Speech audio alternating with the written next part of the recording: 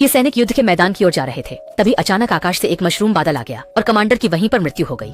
यह दृश्य देखकर सैनिक घबरा गए, लेकिन देश की रक्षा के लिए उन्हें कमांडर को जल्दी से दफनाना पड़ा। फिर वे फिर से संगठित हुए और युद्ध के मोर्चे की ओर बढ़ गए। वे भारी बारिश का सामना करते हुए बर्बाद गांवों से होकर गुजरे। चलते चलते सैनिकों को फिर से बर्फानी तूफान का सामना करना पड़ा। पहले 5 थे, अब केवल 4 रहते हुए बड़ी मुश्किल से बर्फीले तूफान से बच गए। पर वे केवल 3 लोग रह गए थे। हालांकि चारों ओर फ्लेयर जल रहे थे, फिर भी उन्होंने जरा भी हिचक नहीं दिखाई और दृढ़ता से आगे की लड़ाई की ओर बढ़ते रहे। लहराते खंटीले तार भी लगातार सैनिकों की जान ले रहे थे। मुश्किल से युद्ध के मैदान पर पहुंचने के बाद केवल 2 सैनिक बचे थे। वे गोलीबारी और बमबारी के बीच संघर्ष कर रहे थे। अंतिम विजय के लिए 2 सैनिक बिल्कुल भी पीछे नहीं हटे। यहाँ तक कि अंत में यदि केवल एक व्यक्ति बचा रहे, वह फिर भी पुराने के रुकने का नाम नहीं था। केवल देखा कि सैनिक जहरीली गैस के क्षेत्र से गुजरते हुए एक लकड़ी के पुल पर पहुंचे और सामने एक बंद रास्ता था, जहाँ रास्ते के अंत में एक घूमता हुआ फांसी का फंदा था।